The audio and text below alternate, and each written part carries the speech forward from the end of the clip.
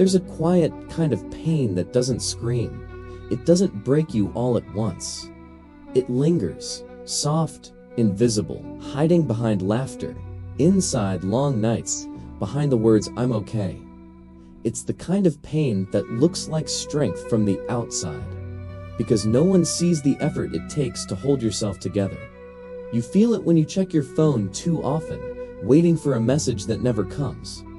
You feel it when you say something in a group and no one replies. You feel it when you work hard, smile bright, give your best, and it still isn't enough to make someone stay. It's not the pain of loss or even loneliness. It's the ache of being unseen. The silent fear that maybe you could disappear and the world would go on unchanged. That ache doesn't arrive in adulthood. It starts much earlier, before we even have the words to describe it. When you're a child, love isn't something you analyze. It's something you feel, like sunlight on your skin.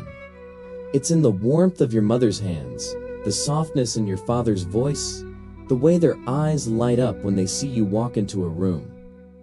But then something small shifts.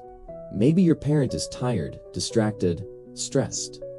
Maybe one day you show them something you made, and they nod without looking. Maybe you're scolded not for what you did, but for who you are. It's small, but your body remembers it.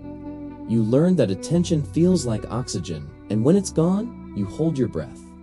You learn that love can be withdrawn, and that to get it back, you have to be good, quiet, successful, funny, helpful, perfect. You don't call it a rule, but it becomes one. To be loved, I must earn it. You carry that invisible rule into adulthood. You chase it through grades, through trophies, through jobs and people and screens. You become the one who delivers, the one who never complains, the one who always says yes. You laugh at jokes that don't make you laugh. You overthink every word before you speak. You say sorry too much, and people call you kind, responsible, dependable. But inside, you feel like you're slowly disappearing. Because deep down, you're not chasing success. You're chasing safety. You're trying to earn the love you were supposed to receive freely. You're not searching for praise, you're searching for presence. For someone who looks at you and says, "You don't have to do anything. You already matter." But the world rarely says that. It teaches speed, image, perfection. It tells you to chase attention and then blames you for feeling empty when you catch it. It rewards the mask more than the face beneath it. And slowly, you forget where the performance ends and the real you begins. You laugh louder so people stay. You stay longer so they won't leave. You say yes even when you want to say no. You reshape yourself to fit what others want until you lose sight of what you wanted in the first place. And then comes the quiet. The moment when the applause fades, the message doesn't arrive, and the room feels colder than it should. That silence doesn't feel peaceful. It feels like drowning. Because without the noise, you have to face the truth that maybe you don't know who you are when you're not trying to be wanted. There's nothing weak about wanting to be seen. It's one of the oldest human instincts.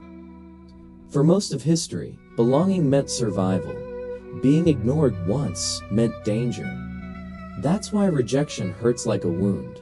Your body still remembers that silence once meant you might not make it. You're not broken for craving connection. You're just human. But the problem begins when that need becomes the measure of your worth. When your peace depends on someone else's attention, you give away the most sacred part of yourself, the power to feel enough. You live like a balloon tied to another's hand, floating only when they choose to hold on. What if you could take the string back? What if the love you've been begging for was never meant to come from others first? What if it's been waiting, quietly, inside you all along? Healing doesn't mean you stop wanting to be loved. It means you stop begging for it. It means learning to whisper to your younger self, "You're safe now. You don't have to earn love anymore." Real healing isn't sudden. It's slow and tender. You begin to rest without guilt. You say no without fear. You forgive yourself for needing rest, for not being perfect, for being human. Little by little, you stop chasing validation and start radiating calm. You stop performing for love and begin to embody it. People can feel it, even if they can't explain it. You move differently. You speak softer but mean more. You can walk away without anger, stay without fear, and love without losing yourself. That's when people truly notice, not because you're louder, but because you're real. In a world full of performances, authenticity feels like peace. The ache still visits sometimes. You'll scroll through old messages and feel that small sting of being forgotten. You'll walk into a room and feel invisible again. When that happens, pause. Breathe. Remind yourself, you are no longer that child waiting for someone's approval. You are the one holding your own gaze now. You are the one who decides that you matter. Look around. The sunlight still finds your skin. The world still moves when you do. You still matter. Even when no one claps, even when no one sees, because being wanted was never the highest form of love.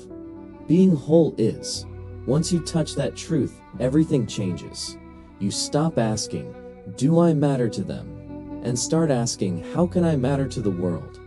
You stop performing for eyes and start living for purpose.